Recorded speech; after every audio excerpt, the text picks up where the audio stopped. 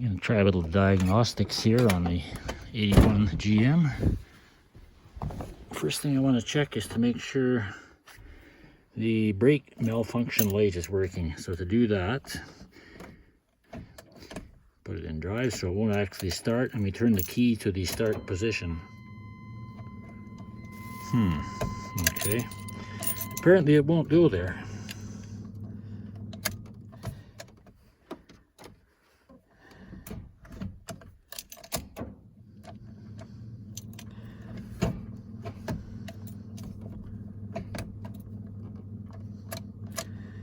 No. So much for that.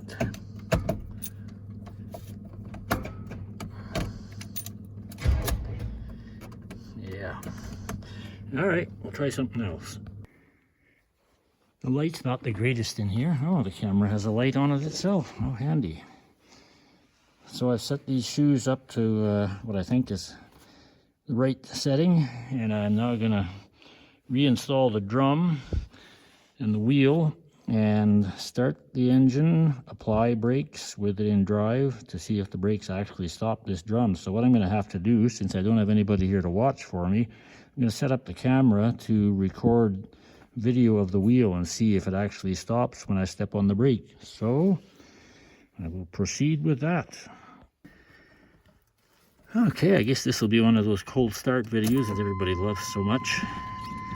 It's about nearly 40 Fahrenheit today, so it's warmed up considerably. Now, watch and see if the brake light comes on. I'm not even sure where it's located. Somewhere in the gas gauge speedometer cluster. So, let's see. Well, I didn't see any light there at all.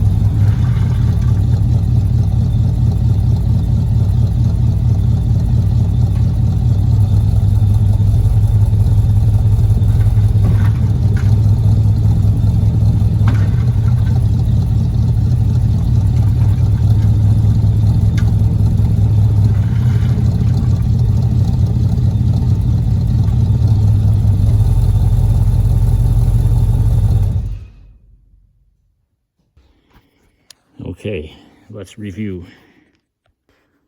Well, this is awkward. I've got the truck parked underneath the combine header, and I can barely get the hood open far enough to get my head underneath and see. But this is the other thing I suspect. I'm not sure the proper name for it. Some type of a splitter valve that sends fluid to the rear brakes and the front brakes. And apparently there's a little I don't know what they call it, a sliding type of valve in there that'll slide over to one side. Should you have a failure in either circuit, it will automatically slide over and block off the leaking circuit, so you will still have half your braking system. As I understand it, one of these wires, I didn't know there was two, one of these wires is supposed to go to a light on the dash and light up if there's a problem anywhere in the brakes. Like, for example, if that little valve has been displaced. But apparently my light on the dash is not working, so maybe I'll consult the operator's manual and see if they given me a clue where to actually see it. But for now, I'm tempted to just put the wheel back on and drive it, because as far as I can see in that video I watched, that brake applies perfectly normal when I step on it. So I don't know. Anyway, to be continued. We're going to try the left side.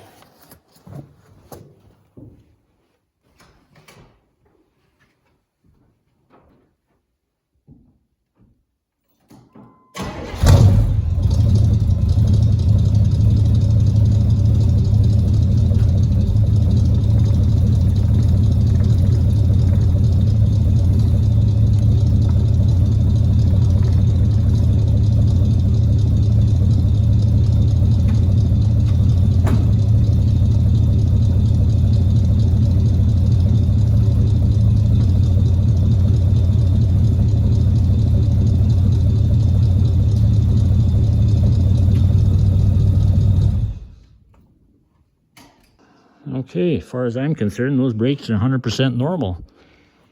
So, I guess the only other thing is a road test, but it's getting a little late in the day, and I'll check that out another day. Oh man, we got a sunset here.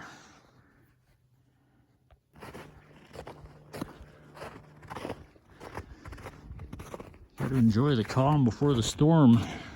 They say there's chance of freezing rain tonight and tomorrow morning, and then turning to possible wet snow. So today's just about as nice a day as you're going to get. It's way above normal. I think we hit 40 Fahrenheit here today. And no wind, which makes all the difference. It doesn't matter so much the temperature, it's the wind. So what I've been doing here, finally getting around to putting some of the sheet metal on this old original oat bin of my grandfather's. Most of the siding is in reasonably good shape, but at some point up about there, either squirrels or woodpeckers have got at it, and they've been literally drilling holes through the siding.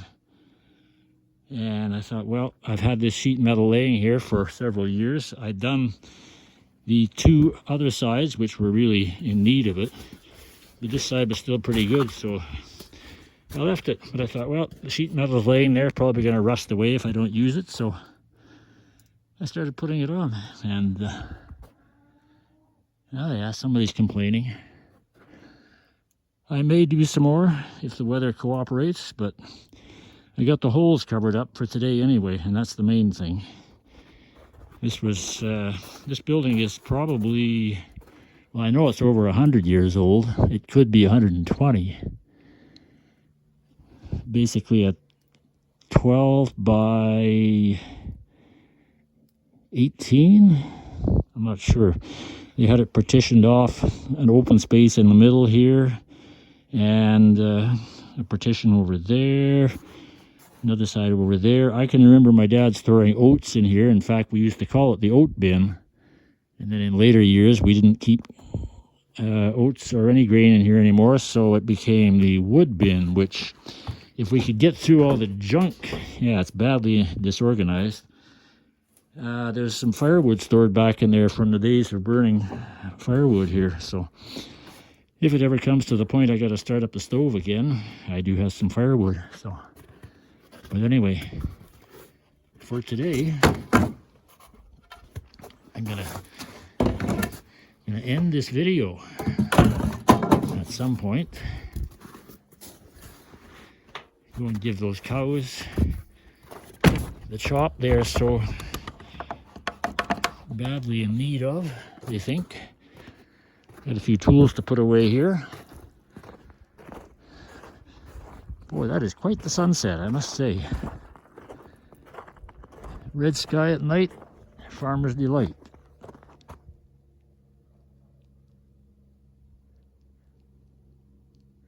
Somebody's got a noisy truck out there.